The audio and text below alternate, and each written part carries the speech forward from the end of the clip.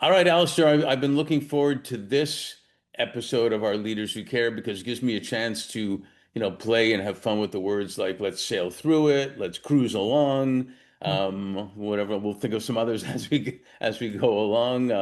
The stern of the boat, or whatever stuff like that. But welcome to the Leaders Who Care series. Thank you so much, Mark. Yeah, I'm looking forward to our conversation today. Plus, I got to throw in also being from Canada, we're kind of like Commonwealth brothers at the same time. So I got to promo that a little bit too. So, but always the best place to start. I think this is going to be super interesting, unique type of background you have for our audience to hear about, and because most people think of like yachts too expensive for me to even think about, and boat, they can't necessarily. But I think there's so much fun and value in what you're doing that I think it'll be really appreciated by our audience. So, but best place to start. If you can, and I have to really emphasize this to men all the time, especially, if you can tell us a little bit about you without the business part yet, we'll get into that.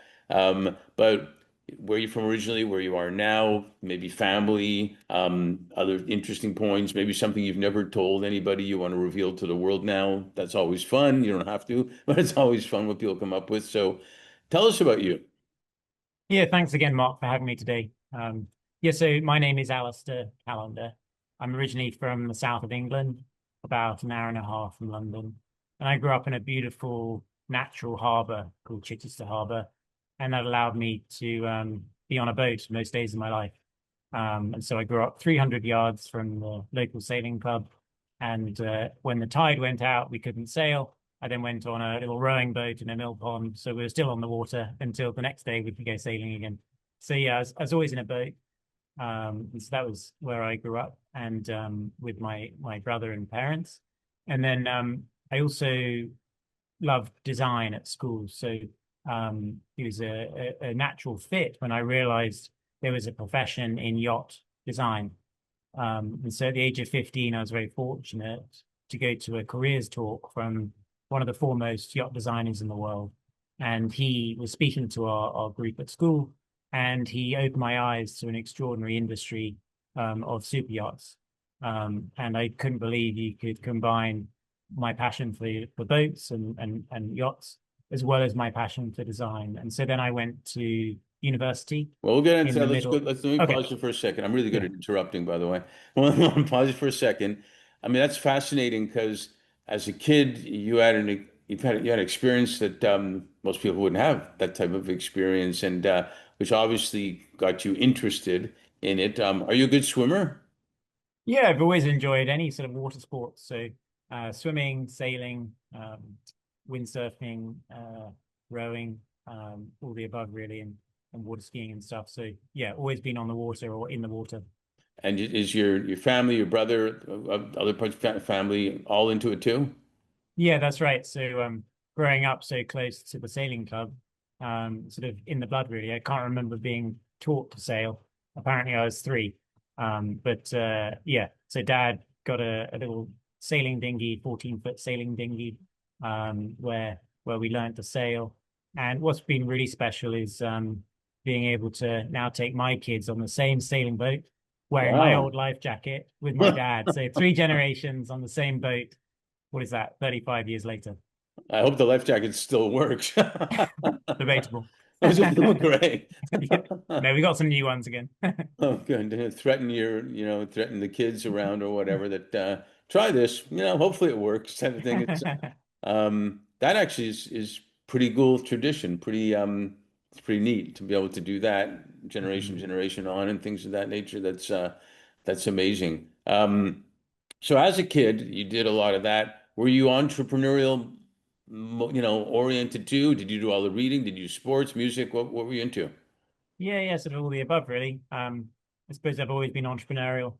My brother and I used to do mill pond cruises and mill pond crossings for 20p or 50p at a time to Uh-huh. save up the pennies. So that was fun on my little rowing boat.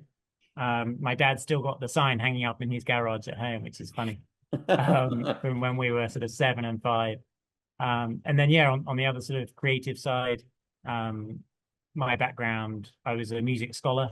I used to play the clarinet and the bassoon, and head of the school symphony orchestra and things. So, yeah, really enjoyed the musical side of things. I was always in an orchestra or a choir or a band or something at school most days. And yeah, it allowed us to I suppose looking back at it is very good for discipline and learning how to like focus and do something and commit to it and be quite regimented. And I think I'm using those skills certainly when I'm standing today and giving speeches in front of people. I know it's helped when I used to give solos with my bassoon or clarinet in front of 600 people when at the age of 10 or something. And I think that definitely looking back has helped a lot over the course of that time.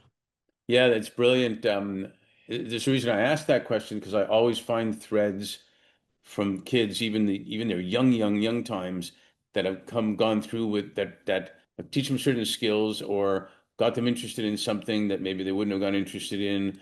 Um, and even from I have a friend who's worked with a lot of presidents on education even, and he's now working on from birth to three. What kids learn from birth to 3 years old is incredible, and how important it is for the future. You could have even ended up becoming a piano player on a cruise line too. Yeah, different career path. Exactly. Yeah, Somebody to drop back on in case this doesn't work out type of thing. yeah, You started talking about education. You have a pretty unique education too. Is it Cranley School Business Studies and music scholar there? And then you even got a bachelor's at Coventry, a bachelor's in boat design with professional enhancement. I picked that up. yeah. Can you share about that a little bit? And then at the time, if you look back, what were you envisioning? What were you envisioning for yourself? Yeah, I think I'm quite fortunate, and I sort of knew very early on from that sort of careers talk when I was 15 years old. I always wanted to work in the yacht industry, originally through sort of foray into the design space. I've since moved into other areas, which we'll talk about later. But when I was at school, I loved design and I loved business, so I did quite a lot of that. And um, when I was at university in the Midlands of England, called Coventry, it's the world leader in automotive design, and they stemmed off from the automotive design course this boat design BA honours with professional enhancement. So I got a first class degree from Coventry. It was a 4 year degree. My third year, I went to work for a shipyard called Princess Yachts, which is based in southwest England. So it was great as a young student to have some of my designs being built and being used. And to this day, if I go on a Princess 42 or a 72, it's really fun seeing my old designs Wow. out there. So that's what I did at university, and I really enjoyed that element of my time. And prior to university, I did a gap year, and I taught water sports and sailing in Greece. So that was a fun sort of summer job before committing to a long-term university degree. Was that in Mykonos, Santorini, or Athens? It was on the west coast of Greece near Corfu, but on the Yeah. mainland, a beautiful little harbor called Civita. That must have been tough. Wow. Well, did you play sports then? Other sports? Yes, yeah, that's right. I enjoyed sports growing up. So obviously sailing every day of the summer, but also I got involved with rugby and Mm, tennis and hockey, field hockey, as opposed to the ice hockey right. in Canada. So yeah, lots of different sports and golf and all sorts of things. So no, I enjoyed that. I wouldn't say I was a top athlete by any means, but I did enjoy it, and it's fun to look back at those sort of sports that I enjoyed and built some great friendships through. No, it's awesome. We founded our firm on the premise that leaders in their businesses can always do better when they're doing good at the same time. And I think what you've shown, that you were apparently really clear that you were interested in boats and yachts and were meant to be together. I'd love you to share some of your experiences in how design fits with the sales and marketing, that fits with brand building. What stands out for you, but also alongside that, it's the impact you make, and impact people are looking for. by being on these yachts and boats. It's not just about let's go out and have some fun and drink and whatever and yacht. There's a lot of good stuff that can be attached to it, business and social wise. Yeah, yeah. So I agree. So my background with a yacht design career, I set up my first business in 2008 as a yacht design studio. I then won three international awards for yacht design, sustainability, and for innovation. And so that was a great way to get into the yacht industry. I enjoyed that for a few years and then accepted a position for an Italian yacht builder to run their exterior design and marketing for the Americas region, during which I sort of was opened up to the idea of the yacht sales and charter vacation sector of the market. But what's great is every single day for the last 16 years or so, when I've been doing the vacations and sales side of things, every day I'm talking about design with my clients. And so it's very relevant, being able to talk about hull shape and what's the most suitable hull design for their purposes. Do they want to do a circumnavigation of the globe? Do they want to hop along to the islands in the Bahamas? So all sorts of different yachts and different designs. These conversations I'm having and advising a client through that process. So that's been really fun. Yeah. And then you asked about impact. So yeah, I agree. There's nowhere better on the planet to be with your family, your friends, your business associates, than on a yacht. You're on a floating private island. There's more privacy than anywhere else you'll find on the planet. And so that's why I think a lot of my clients enjoy yachting. It's the best multi-generational family experience that you can have. And time again, I'm told by a client, my grown-up kids now will only come on the yacht trip. They've said no to every other holiday, but they still come on the yacht trip. So I think that's quite telling how special it can be. And so certainly that sort of impact piece where you're all together, it's immersive, experiential, whether you're doing a retreat or a mastermind or a business retreat, or whether Right. you're with the family and friends, you can relax as hard as you like. The grandparents can sit by one of the pools and read a book while the grandkids go heli skiing or in a submarine and diving. And then you're all coming together at the end of the day for a fabulous Michelin star dinner under the stars. It's quite extraordinary that one place can appeal to so many different age groups and demographics. So yeah, it's pretty special. Yeah, two things I thought about, and I think I mentioned this to you when we were talking prior.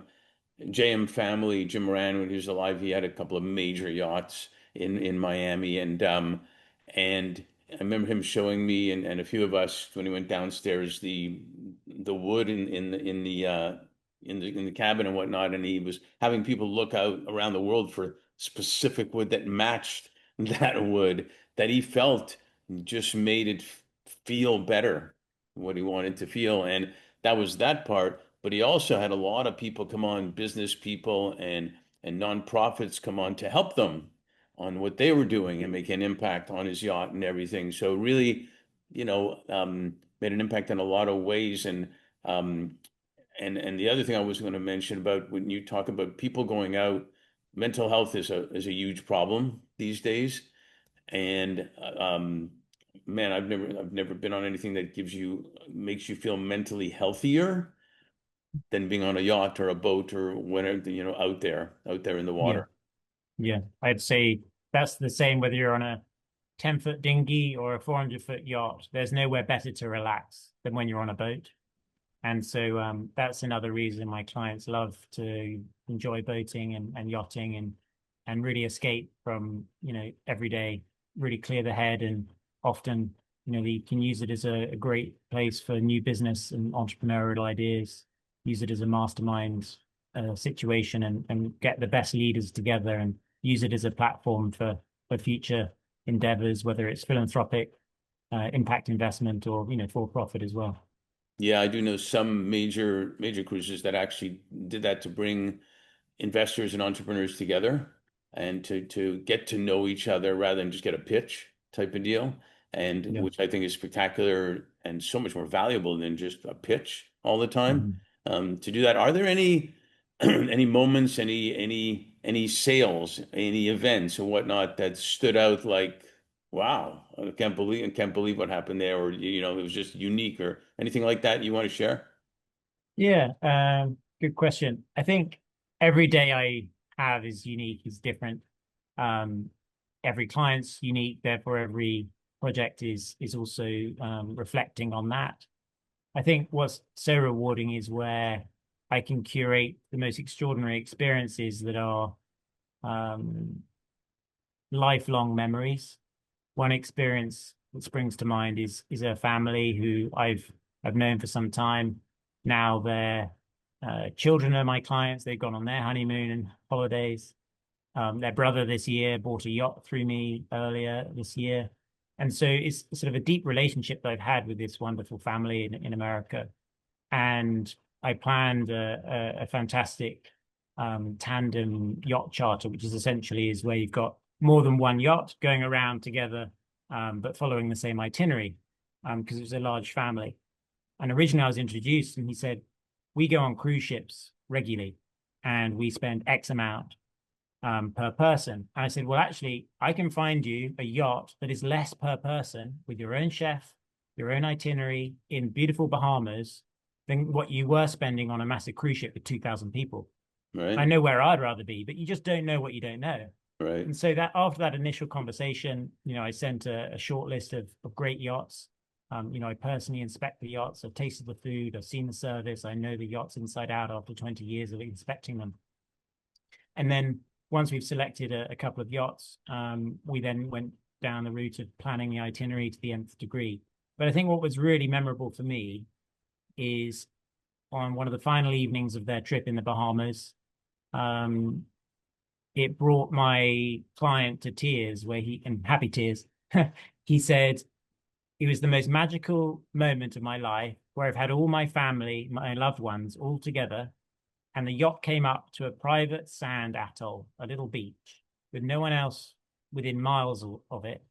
And there was a private firework display with music and beach barbecue and everything." He said it was the most magical moment of my life.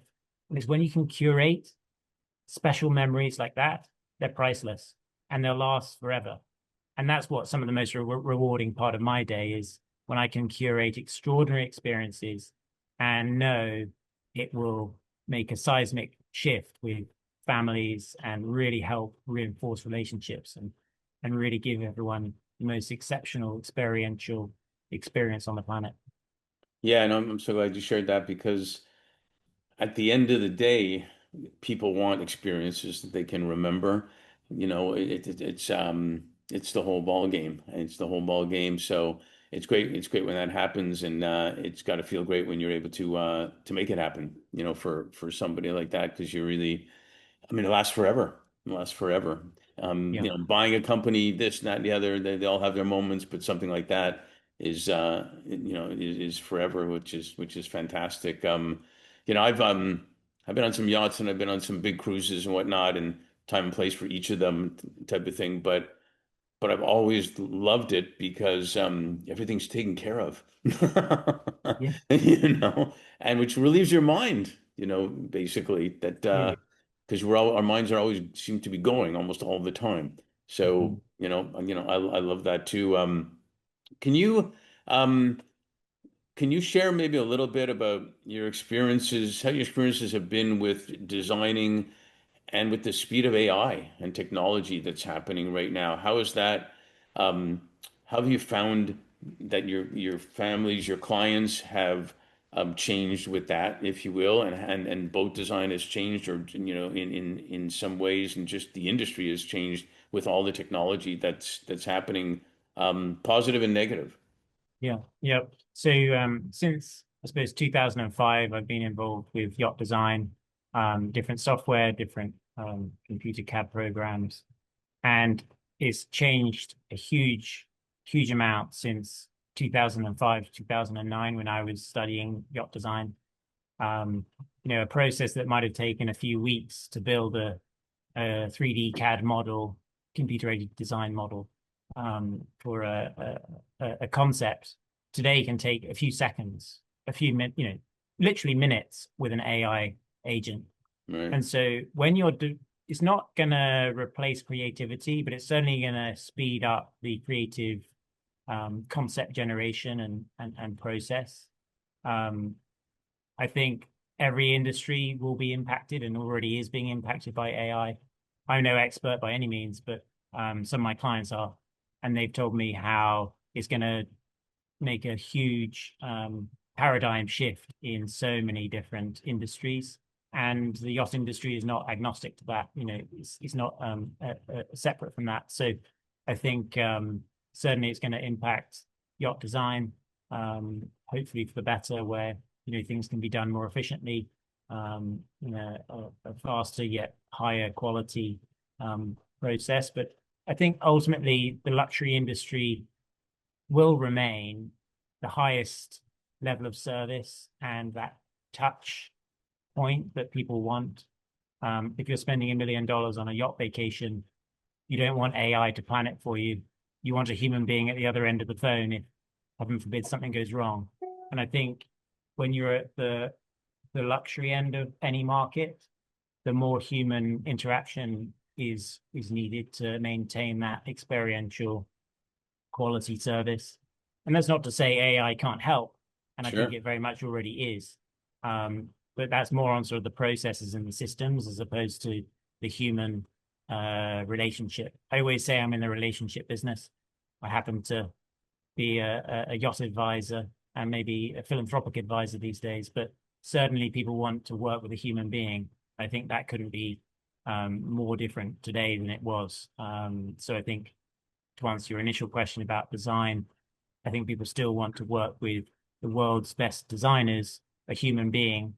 And of course, design development and concept generation will inevitably change with AI. But I think ultimately, you'll still have the need for and the want for a human being. Well, it kind of goes back to the experience thing. Again, the experience happens because of the dealing with humans and your family and whatnot, and a chef and things of that nature. That's the experience. I do agree with you. I believe I mean, everything has its pros and cons, and there'll always be people that try to misuse stuff. But I think AI might finally be the technology that makes people happier in whatever they're doing, and helps people be able to do better things than maybe some of the stuff they're doing and whatnot.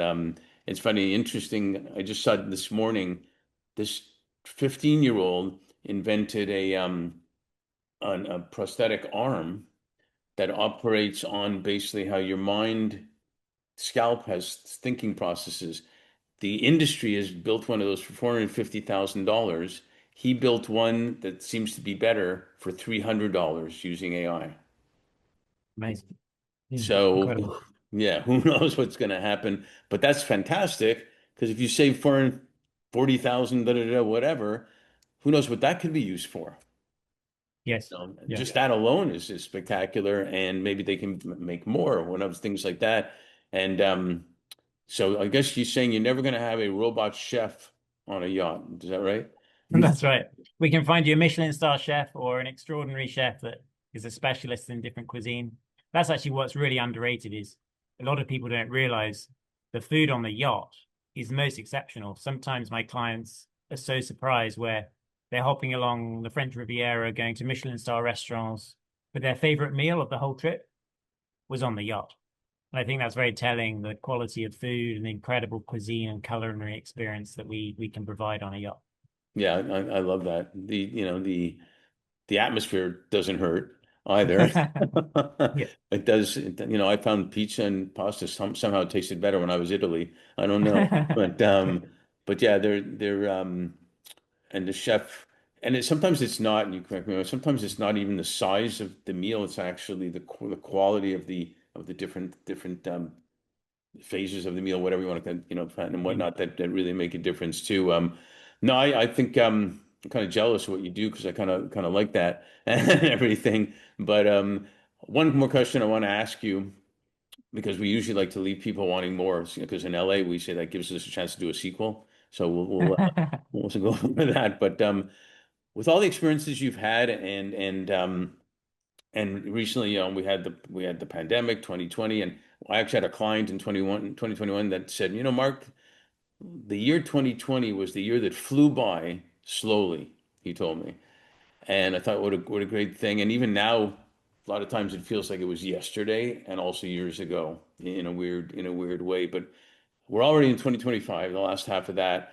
So with all that said, what are you most grateful for? And what are you also most hopeful for? Yeah, thank you. Great questions. Um, I think I'm most grateful for my health and family and being able to enjoy time. I think time is everyone's most precious commodity as well as your health. And so I think, that's very important to me and obviously always will be. And I think what I'm most looking forward to is now combining these 20 years of trusted relationships with yachting enthusiasts and doing more and more of my other passion project, which is philanthropy. So my wine life, maybe I'll back up a second. So about 5 years ago, I was invited to one of my mentors' private island in the Caribbean, Hmm. and they encouraged me to write my own eulogy, which is a little morbid process, but it is a very important one, and certainly one that was very eye-opening for me. And so they said, when you're 100 years old, or when you want to pass, sorry, when you do pass away, what do you want to have achieved? So then you have to work backwards in the next 20 years, 10 years, 6 months, and tomorrow. What do you want to do tomorrow in order to achieve that end goal? Right. And then I boiled it down to one word, which is for Alistair, for me, it's philanthropy. And so since that moment, I was then very clearly able to see what do I want to achieve. And then I was chatting to my mentor, and they said, so how do you combine your why in life, which is philanthropy, with your career, which is in yachting? And it soon occurred to us, why don't I combine these relationships and connect the dots? So now, as one of my clients told me the other day, I'm a super connector, apparently, and I love to do it. So what I do best is I can connect one philanthropist to another philanthropist. Maybe they're both got their own family foundations. They're both trying to end human trafficking. But if I introduce them to each other, they can share best practices and multiply their force for good. I think it's everyone's responsibility to do what they can to support their causes of their choice. And certainly, I think wealth is the expansion tool of your heart. And so, if you can grow your wealth, you can then grow your philanthropic work. And so, what I love to do is connect the dots between those that want to give and those that are able to give. And I'll invite them to extraordinary curated events that I put together.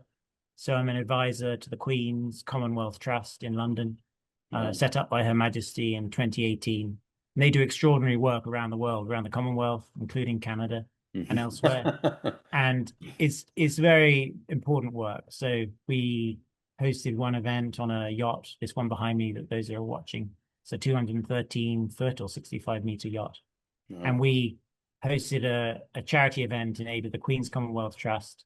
I brought together an extraordinary room full of philanthropists, billionaires, family offices, the ultra high net worth giver. And I was able to shine a light on an extraordinary charity. She came over from Zambia to talk about how her charity has saved 13,000 kids from being trafficked so far. And that's very powerful. And then when she told us that she herself was trafficked by her own father, it's very, there wasn't a dry eye in the room. Right. And everyone wants to give when you hear these extraordinary young social entrepreneurs. So that's what I do best, is where I can put the right people in front of the philanthropist. I hosted a lunch last year at the United Nations. I'm an advisor to the United Nations Foundation. And again, I was able to host some philanthropists to learn about the great work that they're doing. This event was in aid of children refugees and providing healthcare and medication. And what's really humbling and it's a sort of serendipitous moment where I invited lots of trusted contacts and clients. And one of my guests said, yes, please, I'd love to come. I said, fantastic. Here are the details. He said, but do you know why I'm so keen to come? And I said, no, do share with me. And he said, I myself, I'm a child refugee. And there's moments like that in life where you can't write, you can't begin to imagine the impact. But if Right. I can bring the right people in the room to learn from extraordinary charities, for me, that's my why and my passion. So sorry, in a long-winded way, that's what I want to do in the future, and that's what I'm excited about most. No, I definitely appreciate you sharing that because we feel the same way in a lot of the stuff that we do. And and so it's great to hear like I was a refugee, or it's not great to hear I was trafficked, but being out of trafficked. And Mhm. very often we don't spend the time to put ourselves in someone else's shoes, if you will, or to think about things more personally, like I wonder if that was me or my mom or my sister or whatnot, and make it more real rather than just a fleeting comment and oh yeah type of deal. So I really appreciate you sharing that and what you do, and I'm grateful you are a leader who cares actually, which is cool, and that's what I'm hopeful for too, because you'll keep caring and doing that. So thanks for joining us, and keep making a difference. Thank you, Mark. I enjoyed chatting today.